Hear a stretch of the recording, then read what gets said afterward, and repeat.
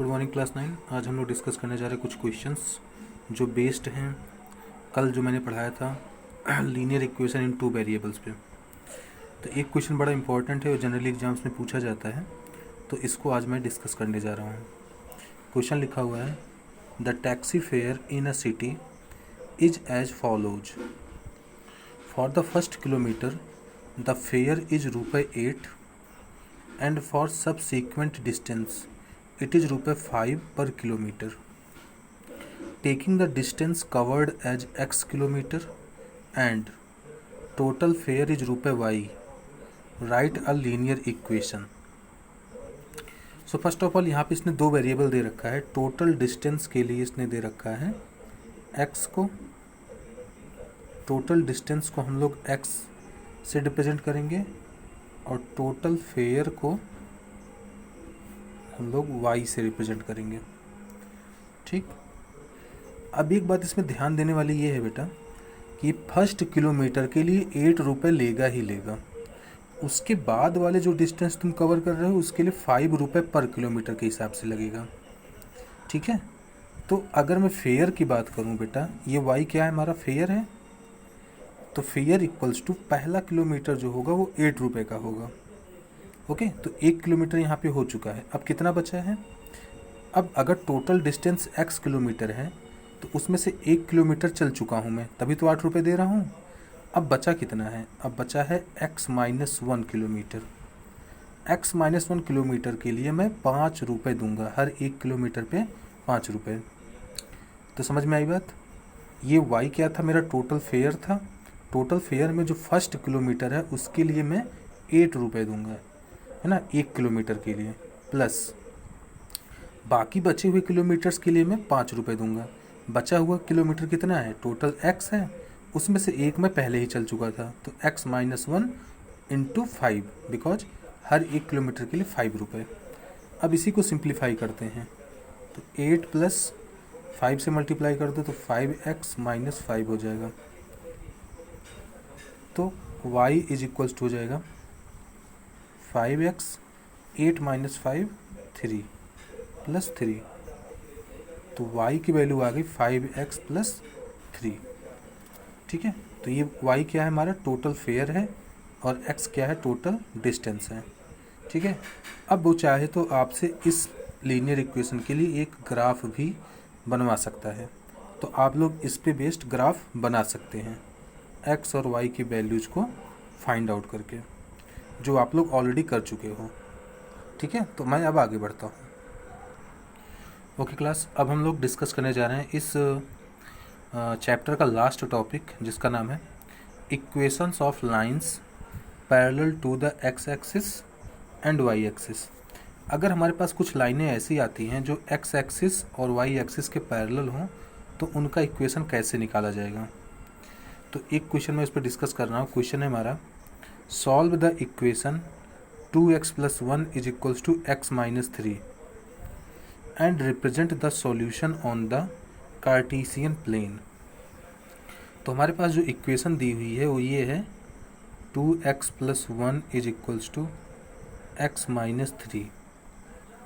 ठीक, तो 2x - x = -3 को यहीं पे रहने दो, +1 इधर आएगा तो हो जाएगा -1।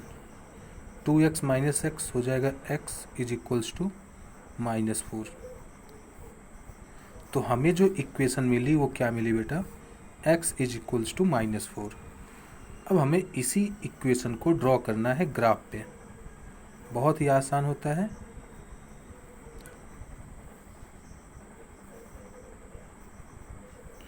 अब मैं अगर आपसे ये बोलूँ कि ये जो x = -4 है ये किसके पैरेलल है, तो अभी आप लोग नहीं बता सकते क्योंकि आपको पता ही नहीं है। अब मैं बताऊंगा कि कोई भी इक्वेशन अगर दी हुई है उसको देख करके कैसे बताओगे कि वो किसके पैरेलल है।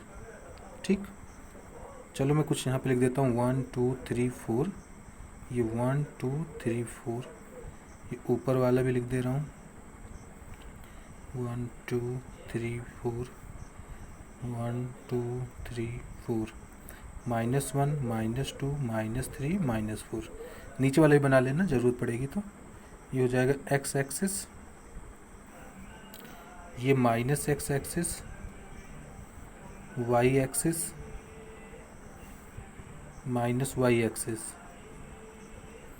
अब देखो x is equals to -4, X axis पे -4 कहाँ है, एक्स एक्सिस पे -4 ये रहा यहाँ पे। अब हमारे पास एक ही पॉइंट है, x इक्वल्स टू -4, एक ही तो पॉइंट है। अब जो लाइन बनेगी वो इस पॉइंट से होते हुए जाएगी, तो इससे होते हुए जाने वाली लाइन यही तो होगी, यही वाली लाइन है ना। अब इस लाइन को देखो और मुझे ये बताओ कि ये किसके पैरेलल है, ये वाई एक्सिस के पैरेलल है कि एक्स एक्सिस के पैरेलल है। तो आप लोग इजीली देख सकते हो बेटा, ये वाली जो लाइन है ये वाई एक्सिस के क्या है, पैरेलल है। तो अब इस इक्वेशन को देखो, इसमें लिखा है x इक्वल्स टू -4, कौन जीरो है, कौन नहीं है, इसमें y नहीं है। तो जो नहीं होता है उसी के क्या होता है, पैरेलल होता है। ठीक है, तो हम लोग बोल सकते हैं कि this line is parallel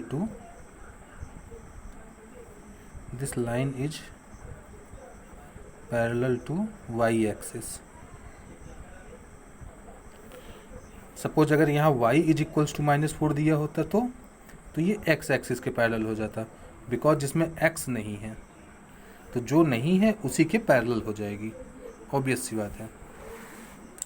next question देखो, क्वेश्चन लिखा हुआ है draw the graph of following x is equals to 7।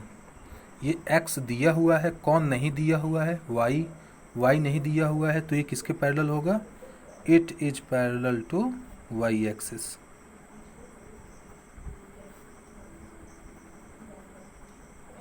अब हमें ग्राफ बनाए बगैर ही पता चल जाएगा कि कौन सी लाइन किसके पैरेलल होती है, और नहीं तो आप ग्राफ बना के देख लो।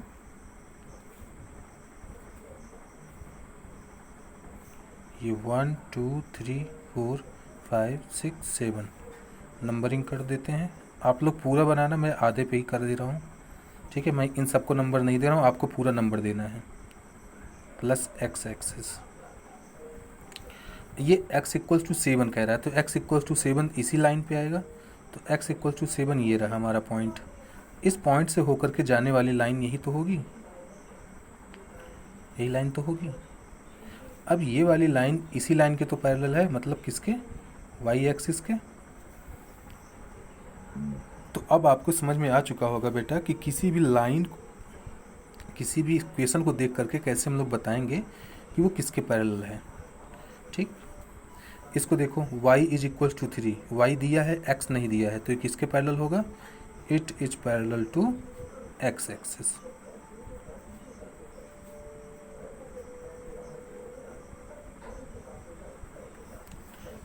अब ये ग्राफ बनाना भी बहुत आसान है, कोई टफ नहीं है हमारे लिए। y इक्वल्स टू 3, 1 2 3, ये हमारा 3 है, 1 2 3, ये क्या हो गया, y एक्सिस, ये क्या हो गया, x एक्सिस। अब 3 से होकर के जाने वाली लाइन यही तो होगी, तो ये वाली लाइन किसके पैरेलल है, x एक्सिस के पैरेलल है। बात समझ में आ गई।